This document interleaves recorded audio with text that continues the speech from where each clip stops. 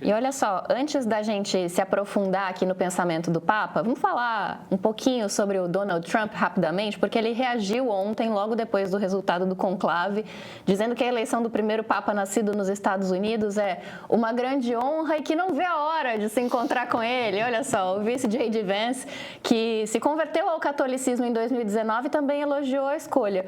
Mas as ideias do Papa de proteção aos imigrantes são bem opostas ao que Trump tem feito nos Estados Unidos. E aí eu já vou começar aqui largando essa questão para vocês dois, porque a gente conversava um pouquinho antes de entrar no ar, né, professora? E a senhora me disse que ontem não ficou exatamente surpresa com a escolha do novo Papa, porque já esperava um americano por uma questão estratégica, né? Qual era essa questão estratégica? A questão estratégica era fazer contraponto ao governo Trump, sobretudo a sua política de imigração e outras questões que eles têm trazido já no começo do seu governo, né? Pelas quais já foi advertido pela bispa episcopal Marian Budd. Não sei se lembram que no dia seguinte, ou 2 dias depois da eleição, ela é responsável pela Catedral de Washington, uma mulher extraordinária. Ela fez o sermão da celebração de posse e disse a ele: o senhor disse que foi escolhido por Deus. Nosso Deus é um Deus de misericórdia. As pessoas estão com muito medo. Please, Mr. Trump, have mercy. Ela pediu explicitamente. Uma mulher baixinha, magrinha, com uma voz muito doce, mas falou muito certeiramente. Bom, e o cardeal Prevost, antes de ser Papa, tinha já no Twitter contrarrestado posições tanto do vice-presidente J.D. Vance quanto do presidente Trump, sobretudo em relação às deportações para El Salvador, aquelas deportações em massa com pessoas agrilhoadas, né, como nós vimos na televisão. Então, promete ser algo assim bem presente no seu pontificado, a crítica à política do presidente Trump. Quanto às guerras e tal, não vi tanto os pronunciamentos dele enquanto cardeal. Porém, ele começou seu discurso depois, no balcão da Praça São Pedro com uma saudação de paz. A paz esteja convosco, dizendo que essa é a paz que o Cristo ressuscitado traz. E depois deu vários adjetivos para qualificar essa paz: desarmada, desarmante, humilde, persistente. Ou seja, a paz vai ser uma bandeira importante do pontificado dele, como já foi também de Francisco. Francisco tentou muito fazer mediação no conflito da Ucrânia com a Rússia, não chegou a conseguir o que podia, mas enfim, a paz foi sempre uma grande preocupação dele e a denúncia que ele fazia: estamos vivendo num mundo que é uma terceira guerra mundial em pedaços, em capítulos, né? E eu acho que então a paz vai ser um objetivo importante, né, do pontificado do Leão XIV, né? Escolheu esse nome. Agora, o Trump ontem no Twitter, na rede social, como dizem na internet, no social, meteu o louco, né? Fez que não tinha sido criticado, ficou feliz com a escolha, quer encontrar o Papa. Está louco para encontrar o Papa? A pergunta é se o Papa quer encontrar com ele, né? Eu acho que certamente quer. Afinal de contas, o papel dele é um pouco de diplomacia, né? Chefe de Estado. É claro. Professora, então vamos seguir um pouco nessa toada. Eu acho muito fascinante, me parece muito fascinante que a Igreja tenha tomado a decisão de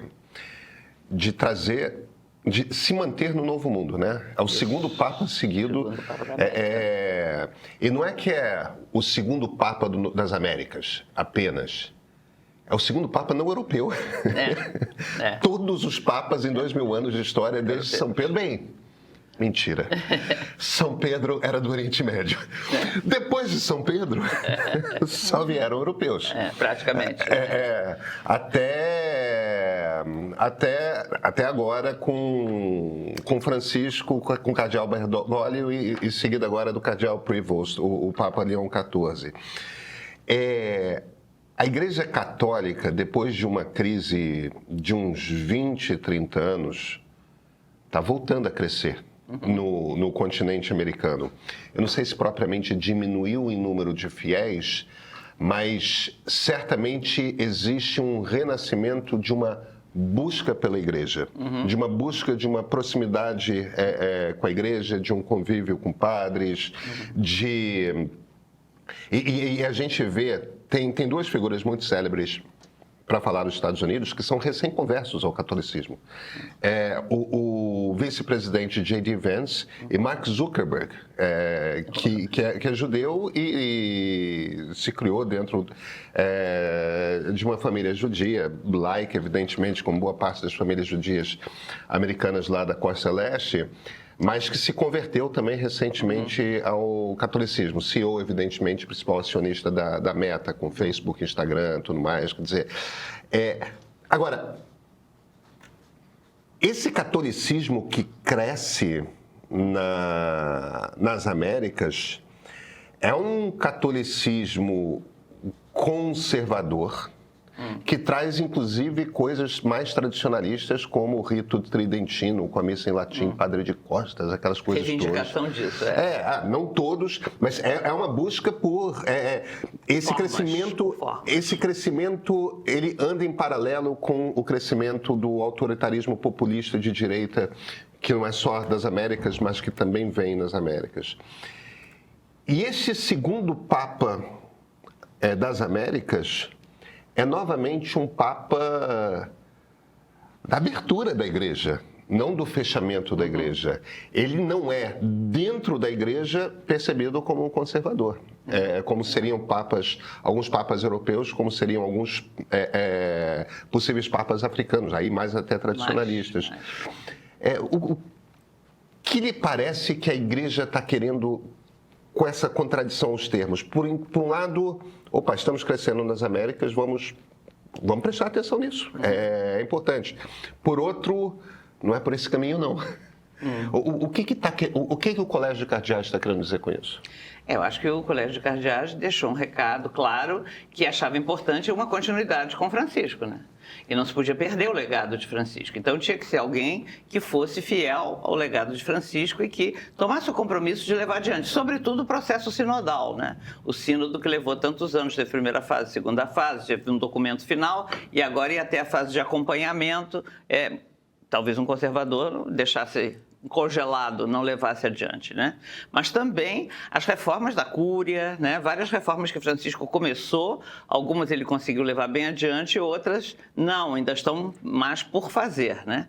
Então me parece que o Colégio de Cardeais deu claramente esse recado. Por outro lado, não escolheu um papa assim extremamente progressista, porque entre os cardeais havia, né? O Zuppi, outro, né? Escolheu um progressista moderado, né? Então alguém fiel ao legado de Francisco, mas que é mais moderado que ele e poderá fazer mais pontes, né? Porque houve muita polarização dentro da Igreja, pró-Francisco e contra Francisco, né? O grupo, justamente dos Estados Unidos, havia um grupo muito contra Francisco, sobretudo, depois da exortação pós-sinodal Amoris Laetitia, que é sobre a família, a sexualidade, onde Francisco abre algumas portinhas, né?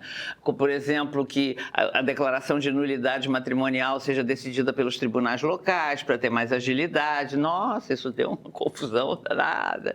Ele estava atingindo a indissolubilidade do matrimônio. Não, absolutamente não está, né?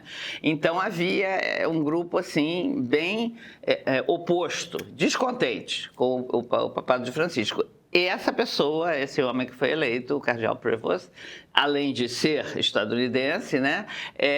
Então, certamente vai dialogar mais e vai ter mais entrada, vai construir talvez algumas pontes com esses grupos descontentes. Então, me parece que os cardeais, o segundo recado dos cardeais, primeiro é a continuidade com o legado de Francisco, o segundo é a busca de uma maior unidade dentro da Igreja, né? Aliás, ele foi o Papa Leão XIV falou de unidade no seu discurso inicial, né? Unidade, o seu lema como bispo é: em Cristo todos somos um, né? Ele é realmente um apóstolo da unidade, e é um homem extremamente, parece que doce, paciente, né? Embora firme, mas alguém adequado para fazer essa ponte e essa unidade, né?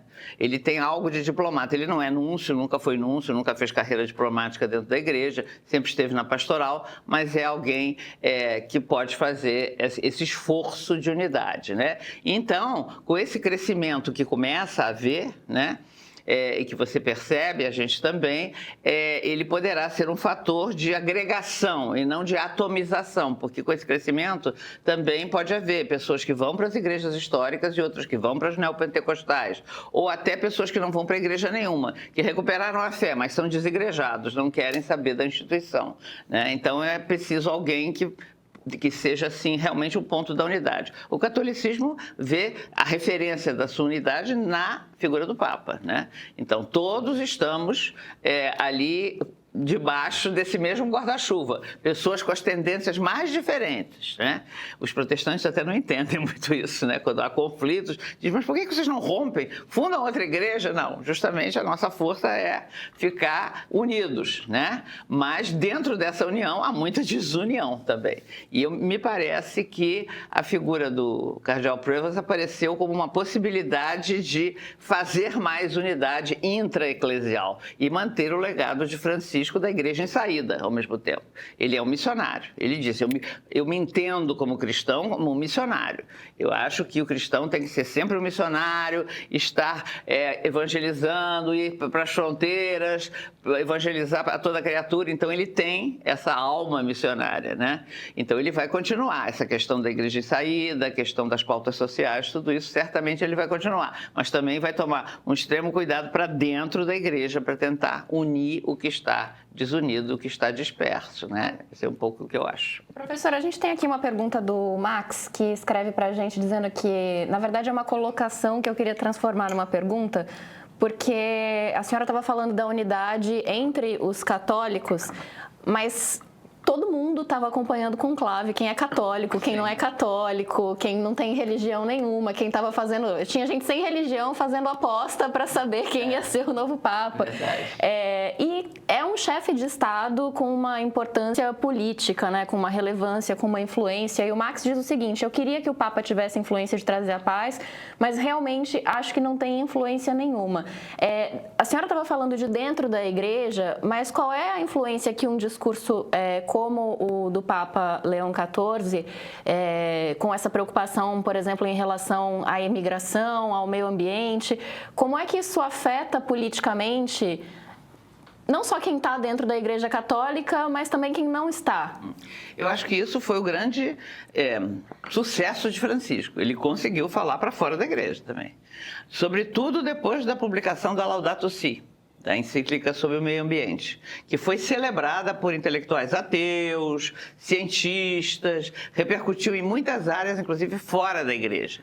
Ou seja, Francisco era uma figura respeitada por pessoas que não eram católicas e até que nem tinham fé, como um líder, realmente. Uma palavra, talvez a única palavra sensata que se ouvia hoje, né? Então, eu acho que isso de estar todo mundo acompanhando o conclave é um resultado do que foi o pontificado dele, né? O Vaticano passou a ser um ponto interessante para a humanidade, enquanto que antes o Vaticano cuidava das suas coisas lá. Bom, João Paulo II teve um pouco de destaque com o negócio da queda do Muro de Berlim, do leste europeu, né? Que ele trabalhou muito para isso, e isso foi acompanhado pela imprensa. Mas não foi da mesma maneira que Francisco. Francisco tinha a preocupação de falar para fora, de falar para todo mundo e a igreja não ser uma coisa fechada em si mesma, mas ir para as ruas, fazer agitação, como ele dizia, hagan lío, né? Fazer agitação. E eu acho que, então, ele gerou esse interesse na questão da sua sucessão, né? Quando ele morreu, a sua doença foi acompanhada pelo mundo inteiro, todo mundo acompanhando, todo mundo assim se comovendo, se emocionando com isso, e a morte também, né? E agora, então, o conclave também foi acompanhado, eu acho que na esteira dessa transformação de perspectiva que houve, né? Então, eu não estou dizendo que eu acho que o Papa, desde o Vaticano, vai ser uma influência decisiva sobre as guerras e tal, mas eu acho que Francisco chamou atenção para esse lado do papado, que é o lado de chefe de Estado, o lado de líder mundial, né? Não só de pastor das ovelhas que estão no rebanho, né? Então, um homem que parece hábil, como o Leão XIV, poderá ter alguma influência, poderá encontrar cunhas de diálogo que podem ser importantes, né? Num processo, num mundo assim conflagrado como a gente está vivendo.